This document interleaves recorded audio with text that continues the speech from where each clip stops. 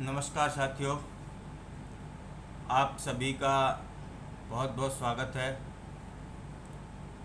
हमारे YouTube channel में।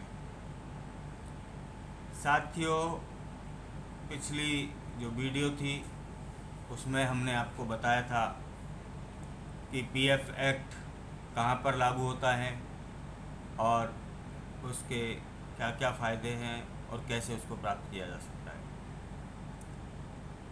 साथियों, आज जो हम बात करेंगे, आज का जो हमारा विषय है वो है बोनस एक्ट। बोनस एक्ट कहाँ पर लागू होता है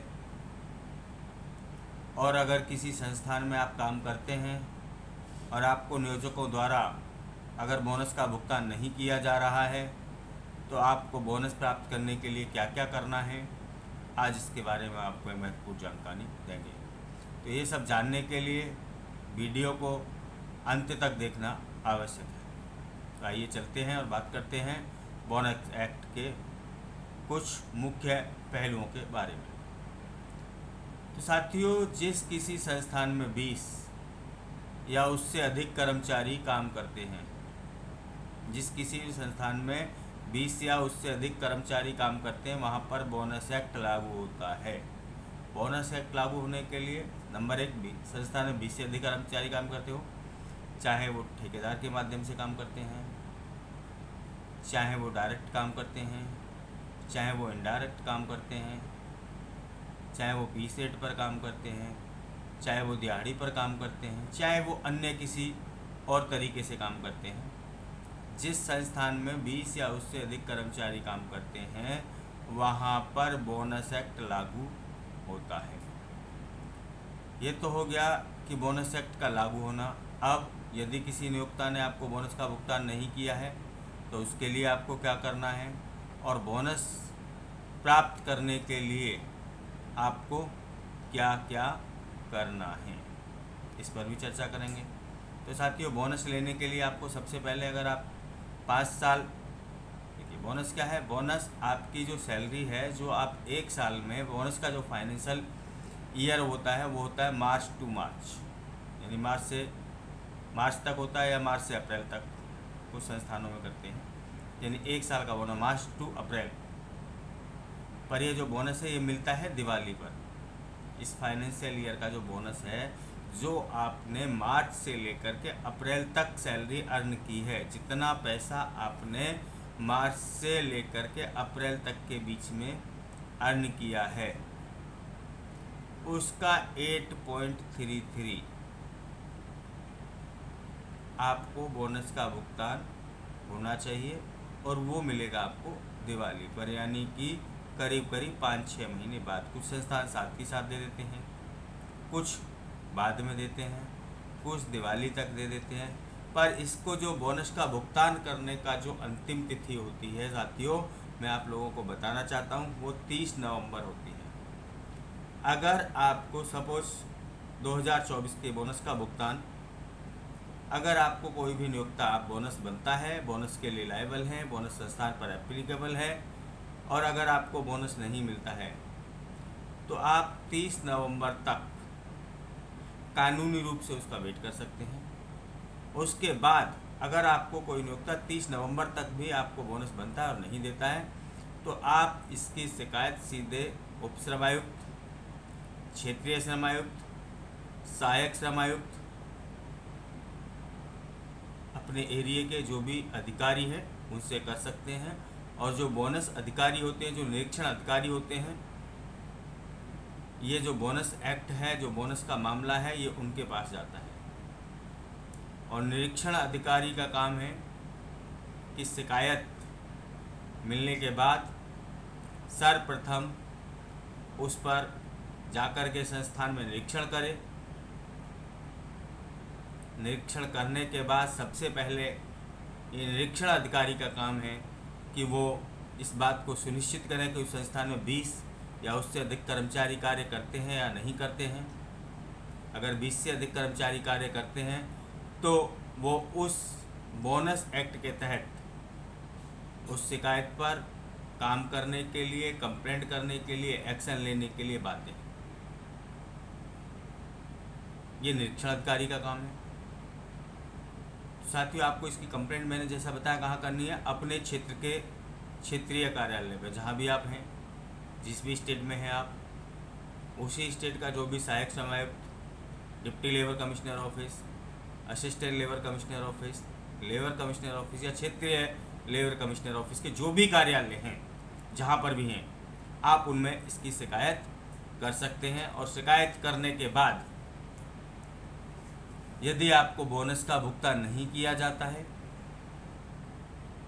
तो आप उसका केस भी फाइल कर सकते हैं। देखिए साथियों, मैं यहाँ एक चीज़ और आपको बताना चाहूँगा कि अक्सर आजकल जो निरीक्षण अधिकारी हैं वो काम नहीं करना चाहते हैं, जिसके कारण वो लोगों को, कर्मचारियों को एक सीधा सीधा सुझाव दे देते हैं कि आप इसका केस फाइल कर दीजिए, केस लगा दीजिए, ताकि वो एक लंबी प्रक्रिया में केस चला जाए। साथियों, बोनस एक्ट के तहत निरीक्षण अधिकारी को मिनिमम बोनस का भुगतान कराने की जिम्मेदारी है और ये स्टैच्यूरी है। और स्टैच्यूरी के लिए कहीं भी ऊपरी अदालत में केस लगाने की आवश्यकता नहीं है। जो सक्षम अधिकारी होते हैं वही इसमें एम्पावर्ड होते हैं बोनस भुगतान कराने के लिए। जो निरीक्षण अधिकारी हैं उनका ये दायित्व है कि वो आपके बोनस का भुगतान कराएं। तो साथियों, आपको अगर एक चीज़ और मैं बीच में आपको इन्वॉल्व करना चाहता हूँ, बताना चाहता हूँ कि आजकल एक चीज़ और आए कि लोगों ने एक ये बना दिया है कि एक्सग्रेशिया बोनस, मतलब जो वेतन का पार्ट है उसमें से ही कुछ पार्ट बोनस के नाम पर वो लोग दिखा देते हैं कि आपको बोनस दे दिया गया है, कि हम सैलरी के साथ बोनस देते हैं। साथियों, मैं आपको बताना चाहता हूँ कि बोनस की जो कैलकुलेशन है वो फाइनेंशियल ईयर के बाद होती है। जिस तरीके से आप इनकम टैक्स में इनकम टैक्स भरते हैं तो इनकम टैक्स की जिस तरीके से असेसमेंट आपकी इनकम के आधार पर होती है, उसी तरीके से बोनस की जो असेसमेंट है, जो कैलकुलेशन है, वो आपके वेतन के आधार पर होती है। जब आप अपना वेतन प्राप्त कर लेते हैं, अगर आपने किसी संस्थान से अपना वेतन लिया है, जिस पीरियड का वेतन लिया, जितने दिन का वेतन लिया, उसका 8.33 आपको बोनस मिलेगा। पर अभी हो क्या रहा है, ये हो रहा है आज की डेट में कि जब बोनस की कंप्लेंट कर्मचारी करता है तो उसको बरगलाने के लिए अधिकारियों की मिली भगत के कारण सिर्फ एक ये कह दिया जाता है कि आपका तो बोनस, हम हर महीने इनकी सैलरी के साथ इसको बोनस का भुगतान करते हैं। अरे भाई, जब मेरा बोनस का भुगतान का ड्यू होगा तभी तो मुझे बोनस का भुगतान किया जाएगा। आप सीटीसी में डाल देते हैं उसको, सीटीसी का ना कंपनी कॉस्ट दिखा देते हैं कि इस कर्मचारी की कंपनी कॉस्ट इतनी है, और एक्चुअल में वर्कर को मिल क्या रहा है, उसका जो वेतन है, जो कर्मचारी ने वेतन प्राप्त किया है, एक साल में जो कर्मचारी फाइनेंशियल के लिए जो वेतन प्राप्त करता है उसका जो 8.33 आएगा, तभी तो बोनस की कैलकुलेशन होगी। और वो बैलेंस शीट में भी दिखाता है। अब आप देखिए, क्या कोई भी मैनेजमेंट अपनी बैलेंस शीट में 2 बोनस दिखाएगी? नहीं, क्योंकि पहला जो बोनस शीट है वो तो बनेगी फाइनेंशियल ईयर के हिसाब से। दूसरा, अगर आप उसको साथ के साथ बोनस में दिखाए तो बैलेंस शीट में कहाँ से दिखाते हैं आप उसको अलग से? बोनस पे किया नहीं आपने, और उसको फाइनेंशियल ईयर में जब जाता है तो उसका टोटल बोनस दिखा देते कि बोनस पे कर दिया। आपके जो निरीक्षण अधिकारी हैं, जो आईओ हैं, वो बैलेंस शीट क्यों मांगते हैं? वो इसीलिए बैलेंस शीट मांगते हैं कि ताकि उनको ये पता लग सके कि क्या इनको कर्मचारियों को बोनस का भुगतान किया गया है या नहीं किया गया है, और किया गया है तो इसके किस आधार पर किया गया है, 8.33 किया गया है या उससे ज़्यादा बनता है, यानी न्यूनतम 8.33, उससे ज़्यादा जो होगा वो प्रॉफिट के आधार पर होगा, जो 20% तक हो सकता है। तो एक तो हमें क्या मिलना चाहिए? न्यूनतम बोनस मिलना चाहिए। हम न्यूनतम बोनस की बात करते हैं। फाइनेंशियल ईयर आने के बाद हमें पता लगेगा कि अगर मैं 8.33 के अलावा भी हम ज़्यादा के लिए इंटाइटल हैं या नहीं है। तो ये बोनस के जो क्राइटेरिया, जैसे मैंने पहले बताया कि 30 नवंबर तक यानी कि मार्च टू अप्रैल का जो बोनस है वो दिवाली पर मिलता है, और दिवाली पर जो उसकी लास्ट डेट है वो 30 नवंबर है कि 30 नवंबर तक उसका भुगतान नियोक्ता को कर देना चाहिए। अगर वो नहीं करता है तो देन आप उसकी शिकायत लगाएं। निरीक्षण अधिकारी की आईओ की ये जिम्मेदारी है कि वो आपके बोनस का भुगतान कराए। अभी दिल्ली सरकार ने बोनस को लेकर के भी शीघ्र एक एडवाइजरी भी जारी करी है। कमिश्नर ऑफिस से एक एडवाइजरी जारी की गई है श्रीमान श्रमायुक्त महोदय के कार्यालय से, बोनस का भुगतान कराने के लिए कि जो भी कर्मचारी हैं उनको बोनस का भुगतान किया जाए। वो एडवाइजरी भी जारी की गई है। पर हमारे जो निरीक्षण अधिकारी हैं वो प्राय कंप्लेंटों को आज की डेट में दबा रहे हैं।